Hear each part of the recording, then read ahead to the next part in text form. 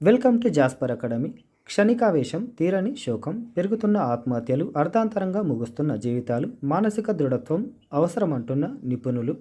సృష్టిలో వెలకట్టలేనిది, అత్యంత విలువైంది ప్రాణం. నిత్య జీవితంలో ఎదురయ్యే అనేక సమస్యలకు, సవాళ్లకు పరిష్కారాలు కనుగొనే అవకాశం ఉన్న కొందరు చిన్న చిన్న విషయాలకే మనోస్థైర్యాన్ని కోల్పోయి ప్రాణాలు తీసుకుంటున్నారు.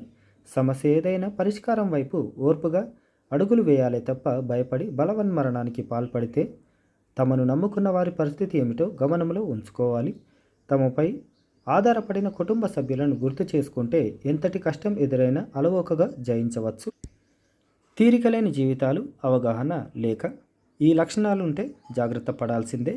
ఆత్మహత్య చేసుకోవాలనుకునే వారు కొన్ని అసాధారణ లక్షణాలు కలిగి ఉంటారు. ఒంటరితనాన్ని కోరుకుంటారు, సకాలంలో ఆహారం తీసుకోరు, అతిగా నిద్రపోతారు, రాత్రి వేళల్లో నిద్రపోకుండా ఎక్కువగా ఆలోచిస్తుంటారు, కొన్నిసార్లు అసలు దేనికి స్పందించరు, బతికి ఉండడం వ్యర్థమని, చనిపోవాలనుకుంటున్నానని ముందుగానే పరోక్షంగా సంకేతాలు ఇస్తుంటారు.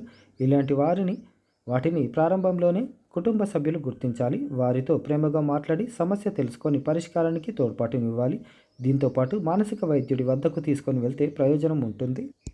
అవగాహన లేక సమస్యలు ఎదురైనప్పుడు క్షణికావేశమే చాలా సందర్భాల్లో బలవన్మరణాలకు దారితీస్తుంది. జీవితం సమస్యలపై సరైన అవగాహన లేకపోవడం కూడా కారణమే. ఆత్మహత్య చేసుకోవాలనుకుంటున్న వారు సమస్యను తప్పించుకోవాలని చూస్తున్నారే తప్ప బతికి ఉన్నవారిని సరికొత్త సమస్యల్లోకి నెట్టేస్తున్నామన్న విషయాన్ని గుర్తించడం లేదు.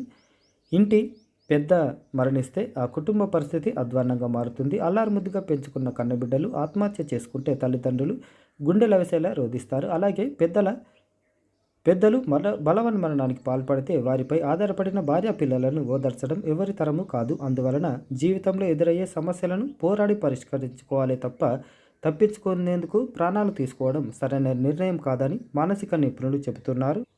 హెల్ప్ లైన్లు ఉన్నాయి. మనసుకు బాధ కలిగినప్పుడు దాని గురించి ఎవరితోనైనా మాట్లాడితే భారం తగ్గుతుంది, మనసు మల్లుతుంది. కానీ మనసు విప్పి చెప్పిన ఆ రహస్యాన్ని కడుపులో దాచుకుంటారనే నమ్మకం ఎవరి మీద లేకపోతే హెల్ప్ లైన్లు ఆ భరోసాన్ని ఇస్తాయి.